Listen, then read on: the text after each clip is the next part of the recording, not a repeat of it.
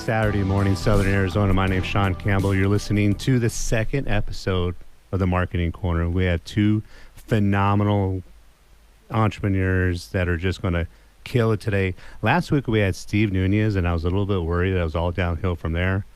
But we're going to beat that last show. Yes. Steve's is going to like, wow, what was I doing? I was out of my league. No. We have special co-host Candice Eaton from Eaton Photography. How you doing, Candice? I'm pretty good. How are you, Shawn? We haven't seen each other in a few weeks. We haven't. And I'm not going to say I miss you at all. But okay, you shouldn't. But it's weird because usually we see each other very often at the Sands, and we just kind of talk business, talk marketing, and congratulations.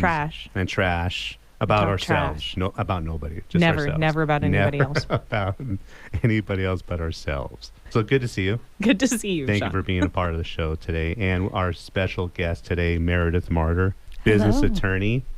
This is our first conversation, my first conversation I've ever had with Meredith. Yes. So you got here. It's wonderful to be here. Thanks for having me. I was trying not to talk to you too much before the show started. Fair. Because I'm all about authenticity.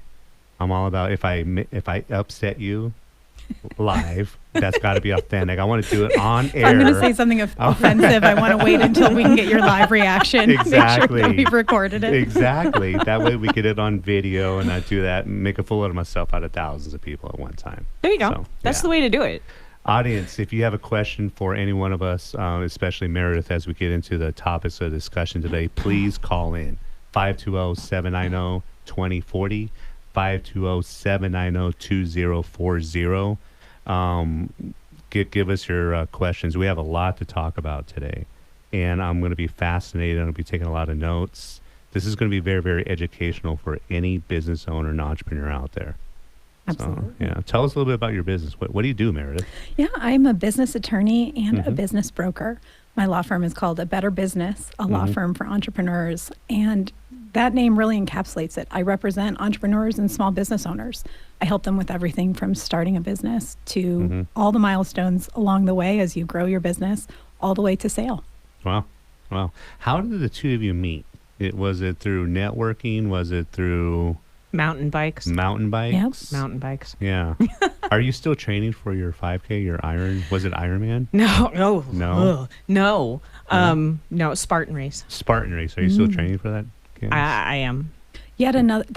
Spartan races and mud races are a great example of when you might want an attorney. I love their death. They have what I call death waivers, where you get to the event and the waiver. It's the most incredible legal document I've ever seen. I know people who've done the Tough Mudder, not to pick on them or the Spartan race, but we got to the Tough Mudder and they said, okay, here you go, sign this. And like in giant bold letters, it says like, you're going to die. Like sign here that you acknowledge you're probably going to die. And you're not going to blame us or anybody else for your idiotic decision to do this today. Sign here, get to the start line. And all these people are like, yeah, that sounds great. I'm going to die. Like, sign here. And the lawyer in me is like, I am concerned for everybody here. I don't know if this is enforceable. Like, this is crazy. I don't think you can consent for somebody to kill you. Oh, wow. They make you sign it a couple times. You have to sign it online when you're registering, and then they make you sign it again when you show up. Yeah, a physical copy. I understand that what I'm about to do is really stupid. The chances of me dying are high. You're going to shock me while I'm in the water, or depending on the race. I can only imagine being the attorney who gets the phone call from that business owner, and they're like, so here's what I'm going to do. I'm going to put people in the water. I'm going to have live electrical wires hanging down. What piece of paper do I need them to sign to make this okay? Would have been like, oh man, I don't know if I want to be the attorney on this one. Wow. Well, who if you don't want to be an attorney for them, who's a good client for you? Someone just kind of getting started, someone's been around. Great question. Someone like me who just kind of wings it. Yeah. I represent everybody all along the business journey. And so, most of my clients call me sometimes right before they start. They know they want to start a business. Maybe they're still at their job and they're making plans. And so they want to figure out, what do I need to do? What do I need to get ready to make this transition? So I help people start businesses. I help talk them through the process of exiting their current job. There are always things to think about there so you don't get in trouble by stealing materials or customers or whatever from your former employer. But a lot of people reach out to me some part of the way into their business journey. They've been doing it themselves. Maybe they formed their own LLC. Maybe they don't have an LLC yet, but they've been doing the thing for a little while, and they know they need to kind of come back and make sure they got it right. Right. But hey, a lot of us bootstrap our businesses. You got to make sure you've got a couple clients. You got to get a few dollars in the door before you can hire that attorney. And so I talk to a lot of people who are saying, I'm so sorry, I may have screwed this up. Please don't be mad at me. And I say, look, everybody calls me saying that. I'm not mad at you. I'm here to help you with exactly this. Right. So let's figure out where you are in the process, what steps you may have missed along the way, and get them caught up.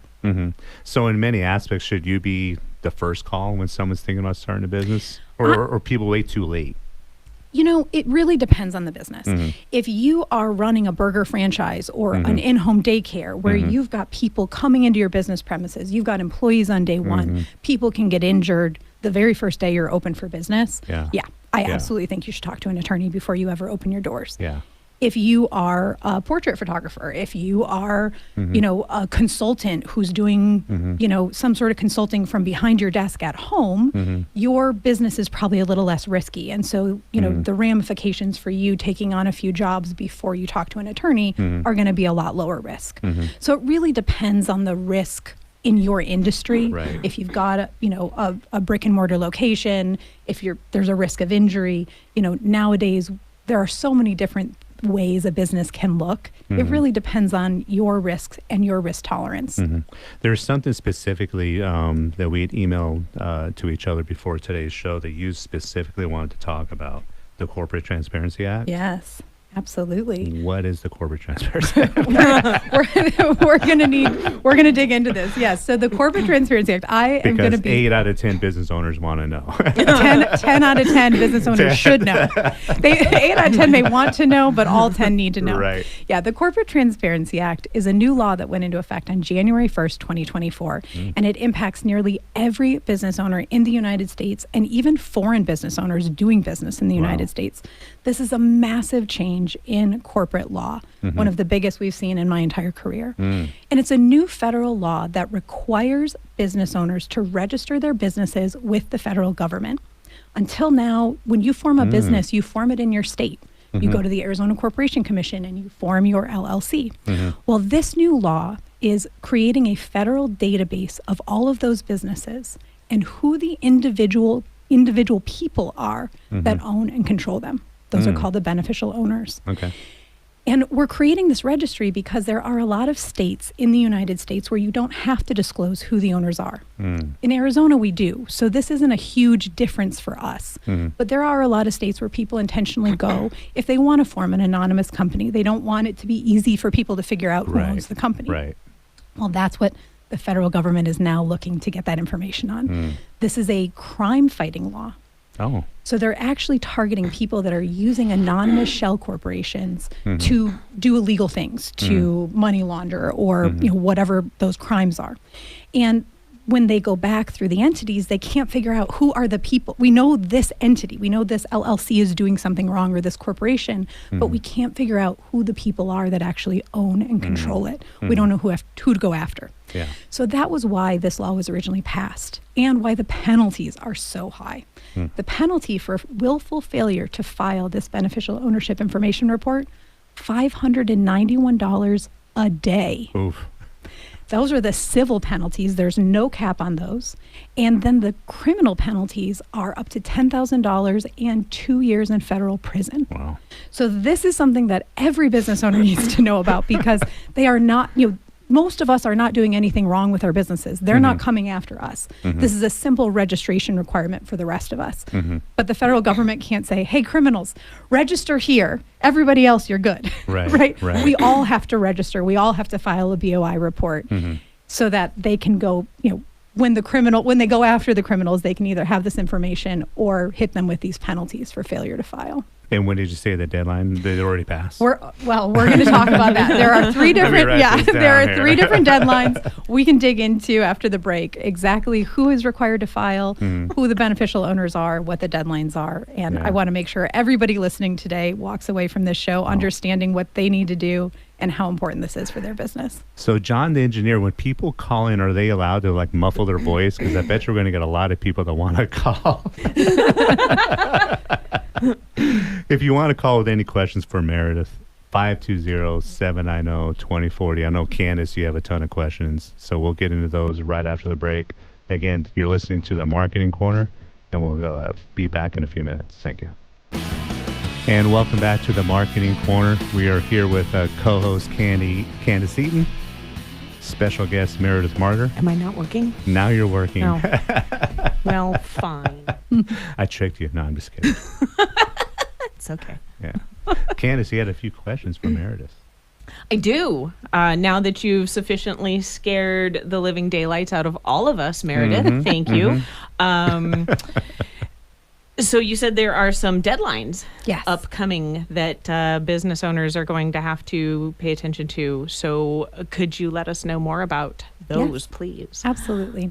So as I mentioned, the Corporate Transparency Act is a federal law that went into effect on January 1st. But they're giving existing businesses a whole year to comply. So if your entity, your LLC or corporation was in existence before January 1st of this year, you've got until December 31st to file your BOI report. Let me put that down, December 30th. Yes, December 31st. Now, I would recommend not waiting until the end because there are I think they've estimated about 33 million businesses that are required to file this form. And I don't know what your level of confidence in the government website is. I am not confident that it is going to stay up is that on December 31st. I'm just saying that's a lot of traffic for December 31st. So I would not want to be the person trying to file my form on the last day if that portal crashes because of demand. So my recommendation is get this filed sooner. But that's for existing businesses. New businesses, if you form a new entity in 2024, if you formed an LLC or a corporation or another type of business entity this year, you only have 90 days from the date of formation to file.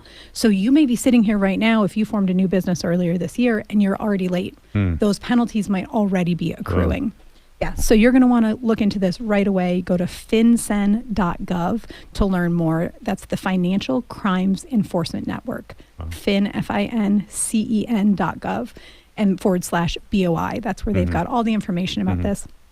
Next year in 2025, if you form a new entity, they'll only give you 30 days to file this report. Oh, wow. So going forward in 2025 and beyond, this is just going to be part of forming a business. You go to form your LLC, you apply for your EIN from the IRS, and you file your BOI report with FinCEN. It's just going to be part of a normal formation process. But we're still in that first year where we're trying to get all the existing businesses registered. And so they've given folks this year a little bit more time with the 90 days and those existing businesses a full year. Is this modeled after any other country, do you know of, Meredith? Or That's is this a great something question. Unique? I don't know. I don't know if other countries have this, but I know a lot of banks do. So a lot of my clients say to me, I already filed a beneficial ownership form. My bank asked me for it. I say, yes, you may have, but that was the bank's form. That's different from this federal government form. This is a brand new database that we're creating at FinCEN of all of these businesses. The good news is that this form is free to file. There is no cost to file this form. However, it is a little bit tricky to figure out if you're required to file, if any of the 23 exceptions apply to you, who your beneficial owners are. And that's where you may want to reach out to an attorney or refer to some of the free resources I've created that the federal government has to figure this out for yourself. So you either need to do your own legal research and figure out how this law applies to you, or you need to reach out to a professional like me and we can help you figure it out. But either way, if you have got a company, if you've got an LLC or a corporation, a partnership, any entity that's registered with the Arizona Corporation Commission or a similar division of corporations or Secretary of State in another state, you need to be paying attention to this law. Awesome. That's tremendous information because I would imagine most business owners have kind of overlooked this or putting it off. Just 100%. Kind of like, yeah. This law was passed on January 1st, 2021. And 5 days later, January 6th happened. And understandably, the national news media got a little distracted. So this law has not really been covered that much in the media. Then it went into effect 3 years later. And now the deadline is intermixed with another very intense election cycle. So the news media just isn't, for better or worse, this is just not the highest priority news item. But it has huge, huge impacts on small business owners. So I'm on a mission to make sure every small business owner hears about it. I talk to all my friends about it. I talk to baristas at the coffee shop. I'm just going to be talking about this nonstop till December 31st. Yeah. Kind of shifting gears just a little bit. I mean, when people are either first started, forming their business or have been in business for a few years, are there a few common errors or missteps that you see from your career, Meredith, that business owners can do a little bit better job of protecting themselves and their business? Yeah, absolutely. I think the first mistake I see is they don't call me soon enough. Yeah. They assume that attorneys are scary. They assume that we're too expensive. They assume it's going to be too complicated. You seem pretty nice. You. I wore a polo today. I was going to come in a jersey today, and I was like, better not. I'm meeting an attorney. I better have a collar. Yeah. I even showered this morning. Oh, wow. The whole 9 yards. I feel very special. If it was Steve Nunez, I just, rolled over and showed up. Well, yes, I think for a lot of reasons, attorneys get a bad rap. And I'm not here to defend all attorneys. Not all attorneys need my defense. But as a business attorney, I'm not scary. I'm here to help you be successful. At the end of the day, I'm not the cops. I'm not, I'm not going to sue you. I don't do that. I'm here to help you figure out how to run your business. And so the biggest mistake I see is that people get far enough into business that now going back and documenting things gets a little complicated. Or they've taken on risks that they didn't fully understand. And not until they reach out to me or another attorney do they now realize, oh man, this lease really doesn't protect me. But I'm locked in it for another 3 years. So I got to wait, to the end of my lease term to get out of this. Right. And so my recommendation for business owners is the sooner you reach out to a business attorney, the better. It doesn't mean you have to hire them. It doesn't mean you have to spend money on them. But you don't know what you don't know. And I always say to my clients, it is always free to email me and say, hey, Meredith, I'm about to do blah, blah, blah. Do I need you for this? And I might say, great question. No, you actually need to talk to your CPA about that. Or great question, talk to your insurance broker. You don't need me for this. Or I'll say, absolutely, please do not sign that lease until we've reviewed it together and you understand what you're signing. And that's when, okay, now we're going to talk about the expense. Do you want to do a flat fee package? Do you want to do hourly? How much is this going to cost? How do we make this work within your budget?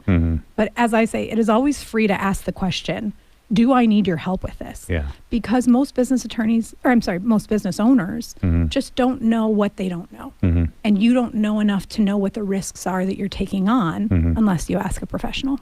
As a business owner, what are some questions, like if you and I first met, what are some questions I need to ask you as a business attorney before we move forward? Oh, great question. I have a few great questions today. Yeah. I'm out of them. So Candice, you need to. Okay. Am I ever going to get to talk? Yes. Yes, after this.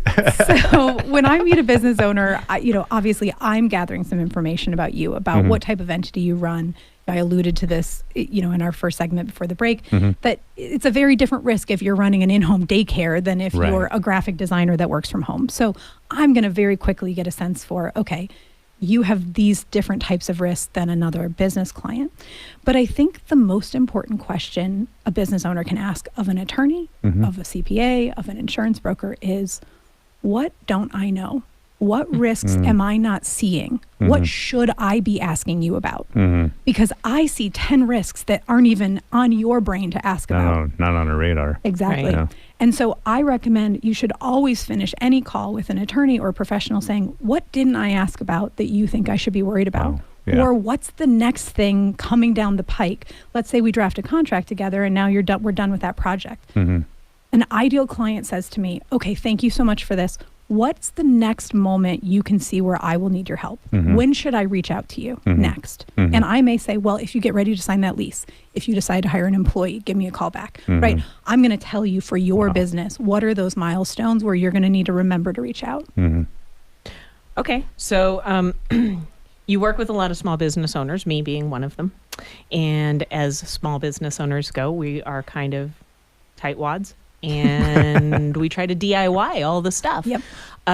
So just for funsies, what is one of the things that you see most small business owners coming to you having DIY'd and now realizing that they may have not made a solid choice in that? Yeah. Great question. Okay. So I would say probably the number one is their contract with their clients.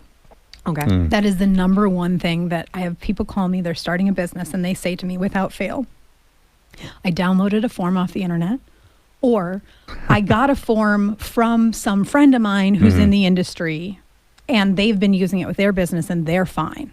So this should work for me. And I just want you to look it over. And this is quickly followed by, and then it ends up being 1 page, maybe 2 pages. And I just had a client last week who said, I said, this has some of the things you need, but it's missing a lot. And he said, well, I took out all the things I didn't understand. Oh. I said, yeah, well, that's those were there to protect you. Those were there for a reason. How about we come at this from a different perspective? Well, how about I explain them? Let's put them back in and I'll walk you through what they mean. And so I think that is probably the biggest. There are plenty of DIY things. And this is a great question, but I think that's the biggest one, that you need a contract with your client. You feel like the cost is going to be so big you can't afford it. And so you pull something off the internet. Look, AI, ChatGPT, the internet in general has come a long way in the 15 years I've been practicing law. I use it. I continue to check in with it as it evolves. And it's not an attorney yet. And the contracts that ChatGPT is kicking out keep me awake at night. I mean, it's like a 5th grader who read, like the section in their like social studies book about law and then came up with what they thought a contract looked like. AI is going to get better and better, but the internet has so much information out there. There are good contract forms out there for sure. And there are terrible ones. And unfortunately, if you're not an attorney, you don't know how to distinguish between those. And so when it comes to DIY, you can absolutely make the decision to take that risk as long as you understand you're taking that risk. But as soon as you've got some money to invest, I definitely recommend reaching out to an attorney to say, hey, I know this. I know I pulled this off the internet. Can we fix this? Can we put a new one in place that protects me a little bit better and is actually customized for my business? Yeah. This is some good stuff, Candice. What's your favorite DIY when they come to you and you're like, oh, Lord? Definitely the way that people revise their own documents, like what they think they understand a contract to be is definitely, it's like, oh, well, that's one way. That is one way to do it, But there are, I get it. I'm a small business owner too, and you have to make tough decisions about your budget. That's part of why I created my business. It's why I offer flat fees. It's why, why I'm in business to specifically support small business owners, because I never want cost to be the reason you aren't asking the question or you're choosing not to protect yourself, your business, and your assets. Yeah. As we head into the second break, can we get into more about your journey as a small business owner too? I'm very curious about that. You've been in practice for yourself for about 6-7 years now? Almost 6 years, yeah. Yeah, so we're going to ask you a little bit about that after the break. Sounds You're great. listening to The Marketing Corner. And we are back in the second half of The Marketing Corner today with special guest Meredith Marder and one of my best buddies, my co-host today, Candice Eaton. Still here. Still here. Still here. They haven't thrown me out yet. Not yet. Meredith, you mentioned before last break that you've had your own practice now for about 5-6 years now. Yeah, it'll be 6 years in January. So let's talk about that journey. What inspired you to start your own firm? What are some of the things that you did well? And if you don't mind, what is some of the friendly advice from maybe some of the missteps that you would give an aspiring entrepreneur to not make that same, create that same speed bump for themselves? Yeah. Before I started my own law firm, I worked for bigger law firms. When I got out of law school, I clerked on the Arizona Supreme Court, and then I went to one of the oldest law firms, or the oldest law firm in Arizona, worked at a big law firm for several years, and then went to a regional Tucson-based law firm, slightly smaller. And after about a decade in law, I loved working with business owners. I especially loved working with startup small business owners. And the issue I ran into is that at bigger firms, they have minimum requirements. You have to be a certain size client in order to work with them, or you have to be able to put down a $5,000 or $10,000 retainer to work with them. And that was a real problem for clients who just need to start an LLC. If you need $750 worth of legal work, why would you need to put $5,000 on retainer with me to get that?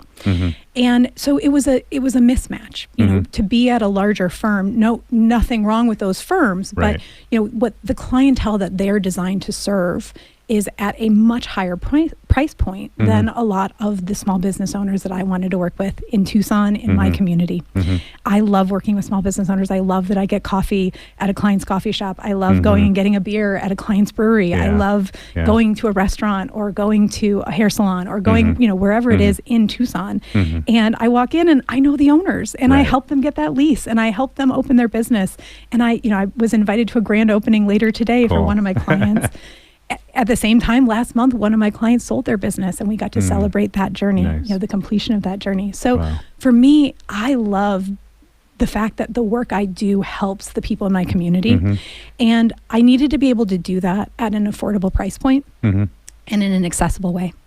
And so going out on my own was the easiest way to do that. Get rid of all that overhead of having an office and a conference room and a full staff and, you know, being able to litigate. You know, I really specialized in small business owners.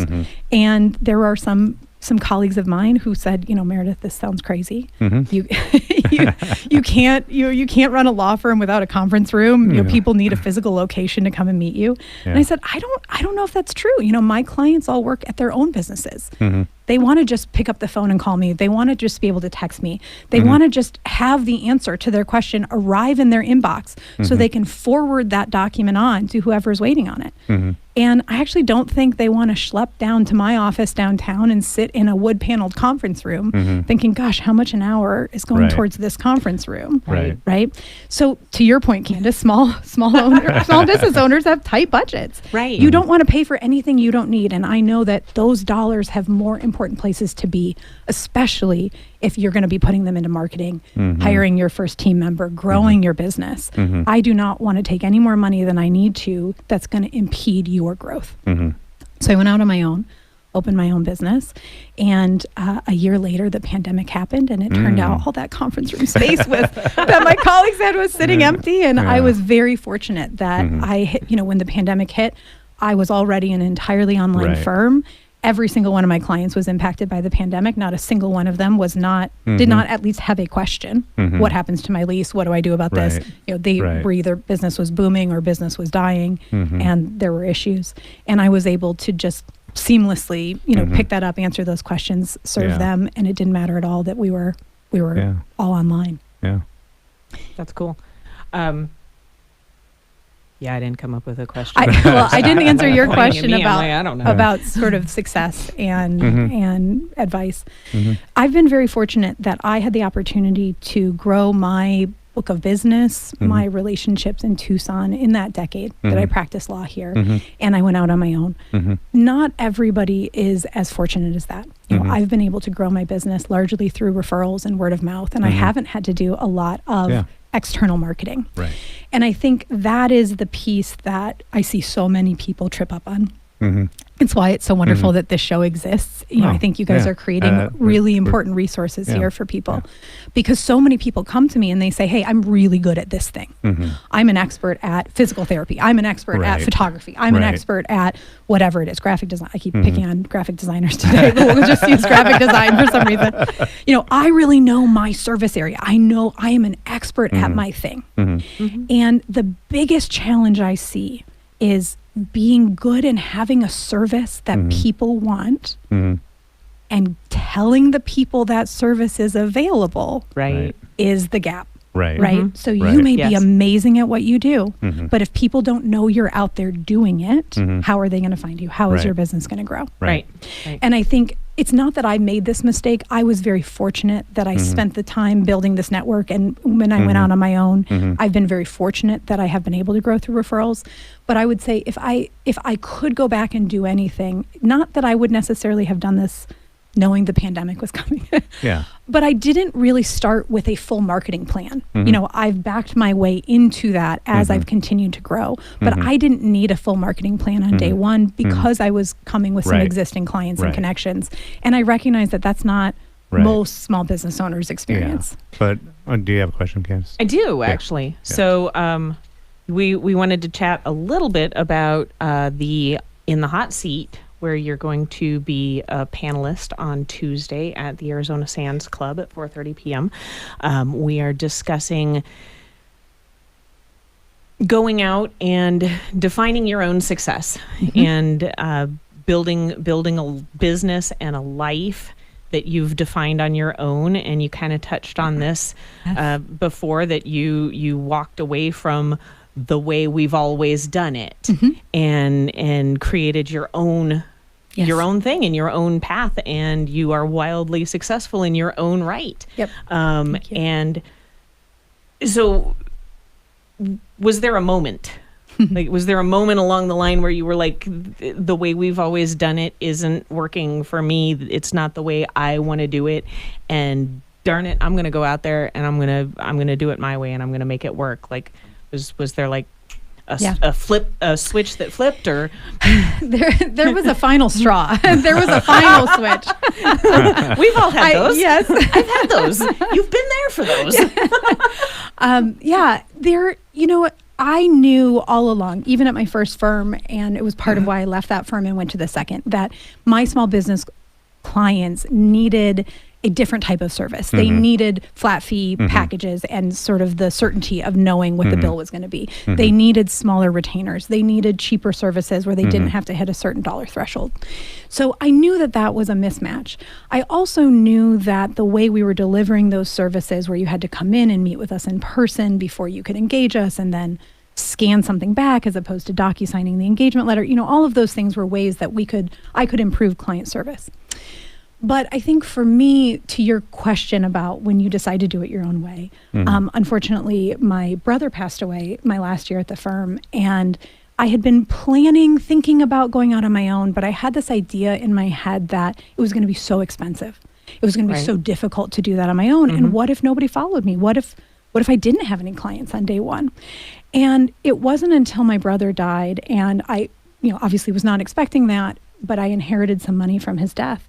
And it was a small amount of money, but it was enough that I could use that as the cushion to fall on my face if I could, if I had to. Right. And so for me, that was the final straw. When that happened, I was like, okay, Meredith, what are you waiting for?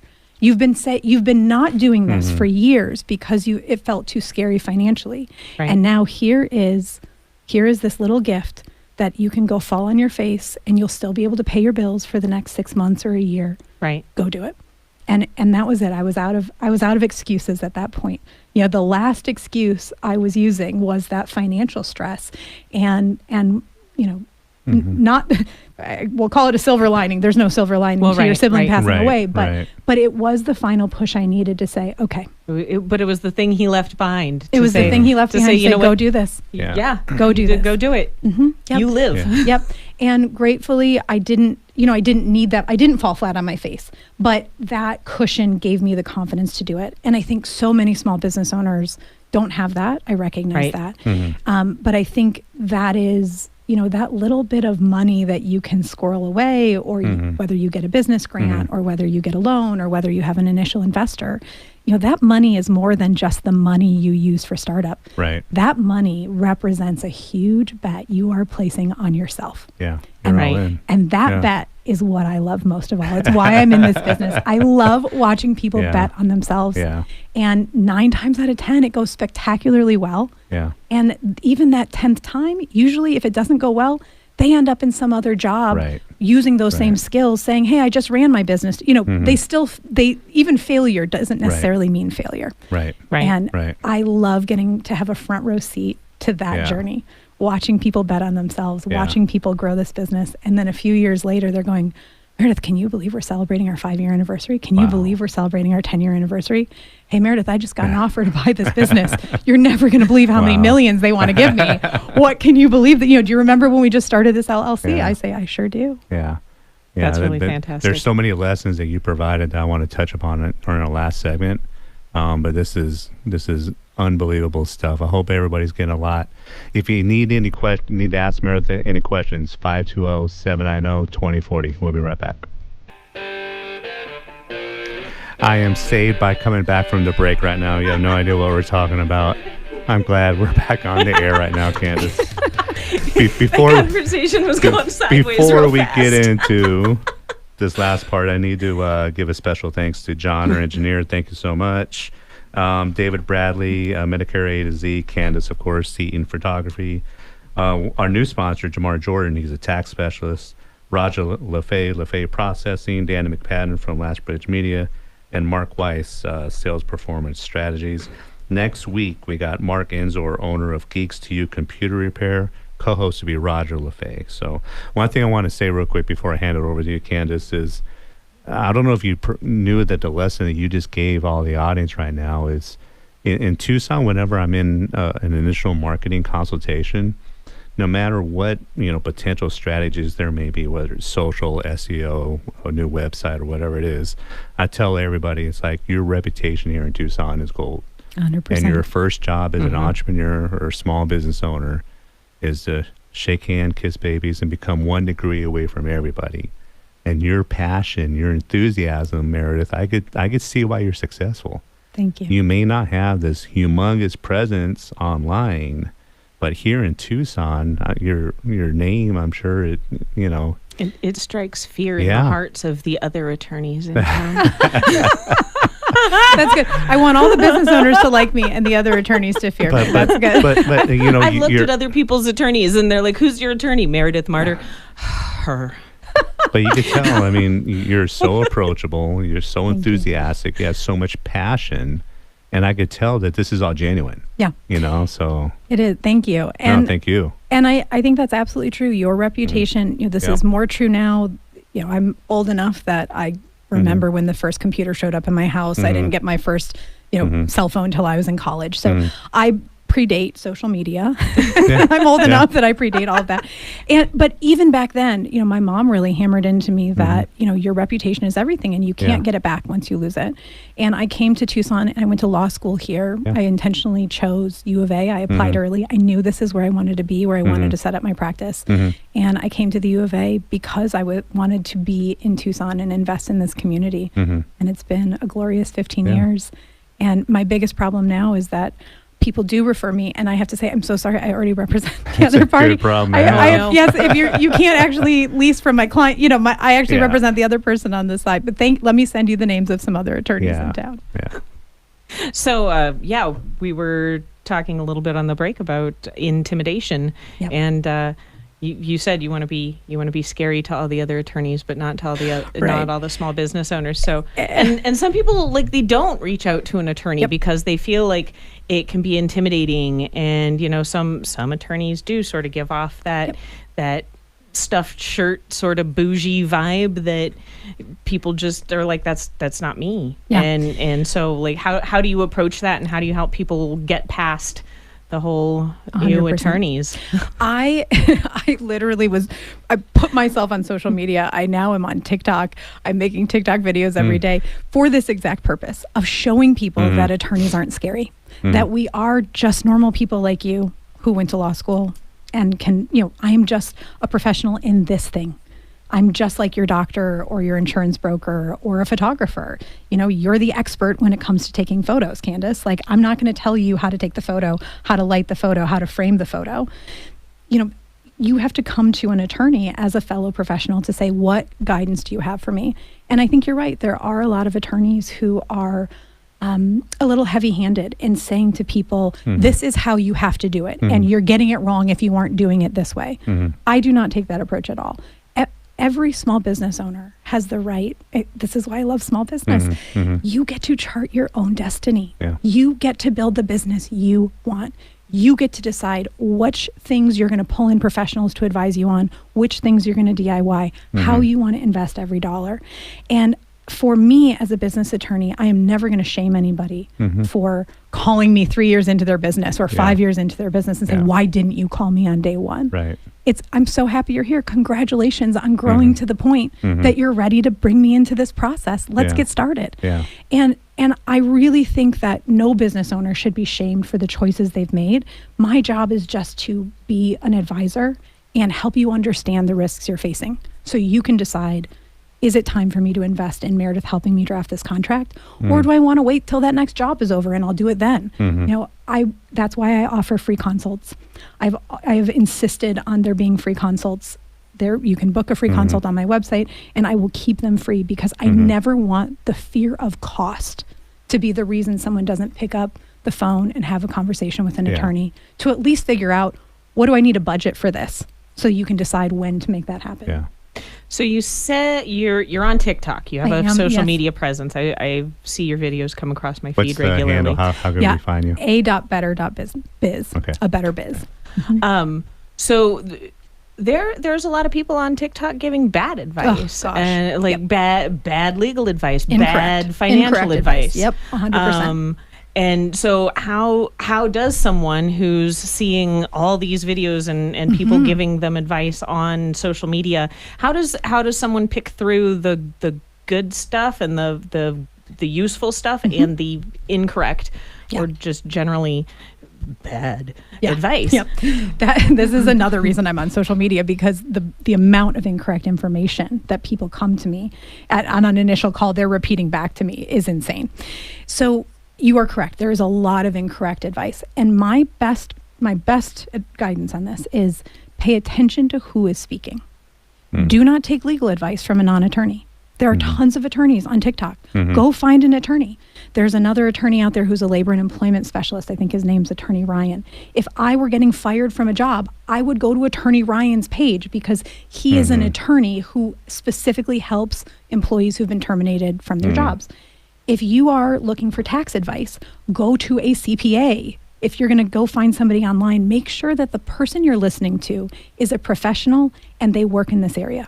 There are a lot of business coaches trying to give people information about the Corporate Transparency Act. There are even CPAs doing it incorrectly. This is a legal issue. The Corporate Transparency Act, there is so much misinformation about it. And if it were me, if I were going to try and DIY a legal education online, I would absolutely make sure I was listening to real attorneys, and I would pay attention to what type of attorneys they are. You also don't want a criminal defense attorney telling you about the Corporate Transparency Act, just like you don't want me telling you about how to handle your DUI. I am not qualified to do that. Well, that handles my next question. But I think it's a really good point, because there is so much good information out there, but it's hard to know what to trust. And so be very mindful that you're paying attention to the source. And even if you hear something on a business person's podcast, come over to my page and see if it's true. Come ask me a question. I answer lots and lots of user questions. In fact, 99% of my content is answering the questions that I get in my comments. So come ask a business attorney like me, hey, I heard this on whatever podcast. Is this true? Okay. And we'll tell you. That's good. You realize you and I had similar strategies when I first started my business in finding that underserved market. Was that intentional? Was that you kind of fell into it, or? Absolutely intentional. I saw how many small business owners didn't feel supported at the beginning of the process. Yeah. Absolutely. Yeah. At the end of the day, if you're selling your business for $50 million, you're going to find an attorney who's happy to help you with that. No, you're not going to have any issue. Right. but if you are starting a small physical therapy practice out of your home, it's going to be really challenging to figure out who to call. And who to ask those initial questions. Do I need insurance? Do I need a business license? Do I need an LLC? What's an S Corp? Those are really normal questions, and it's hard to figure out who to ask those questions of. And that's what I'm here for. It's why I create so many free resources. It's why I create free content on social media. I believe that business ownership is a fundamental human right. It is the path for people who have been excluded from traditional career paths, traditional education. It is the one way that, regardless of how many degrees you have, regardless of how much money you have, if you can provide a service or you can create a product, you can go out and make money. You can go out and start a business. And that ability to make your own business, create your own path in this world, as an entrepreneur, I believe is a fundamental human right. And so I want the information about how to do this correctly to be available to as many people as possible. That's awesome. That really is fantastic. I appreciate how you focus on the small business owners, and Tucson is a fantastic place to be doing this with. We have the highest per capita small locally owned business rate in the entire country. Oh, I didn't know that. But I love that. It makes sense to me. We certainly have an amazing small business community. For the size of our city, we have more mom and pop shops than any other city in the country. I love that. So this is a great place for you to be and helping people out. And I personally love referring people to you. Thank you. I appreciate your referrals. Yeah. In the last 2 minutes, Meredith, you talked about a lot of wins. What's been your biggest win so far? My biggest win is that I wake up when I feel like it without an alarm.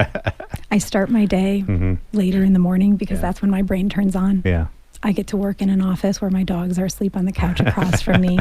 I've run my business from all my travels. I spent a month in Europe last summer. Nice. I sailed down the Nile, literally, answering client emails, sailing down the Nile. And I don't mean that like I'm working on all my vacations, but being able to create my own business has given me the freedom, as Candice said, to define success in the way I want to. And now, instead of billing 2,000 hours a year, working 60, 80-hour weeks, having to be at the office at 8 a.m., having to deal with, a whole bunch of things that are normal for a workplace, but I didn't want to deal with anymore. Yeah. I love my days. I love my job. I love my clients. Yeah. And for me, that is the biggest win of all. Yeah.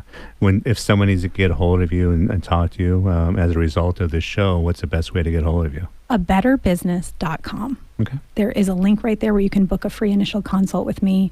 You can learn about all the BOI stuff. I've got a page that will educate you more about this law and connect you to some free resources. Created a free BOI quiz that will run you through the questions to figure out if you're required to file, if any of the exceptions apply to you, who your beneficial owners are. Wow. All of that's at abetterbusiness.com. Awesome. Any last words, Candice Eaton from Eaton Photography?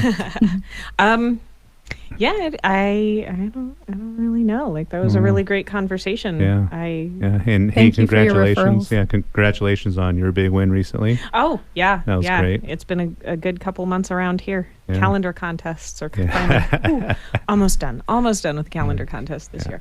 And it's such a joy to get to be here with you and see one of my clients succeed, There right? we go. It's been a joy to watch your business growth and success the last few years. Thank you so much for having me. Yeah. It's been fun. Yeah. Thanks, everybody, for chiming in today. We'll see you next week on the Marketing Corner.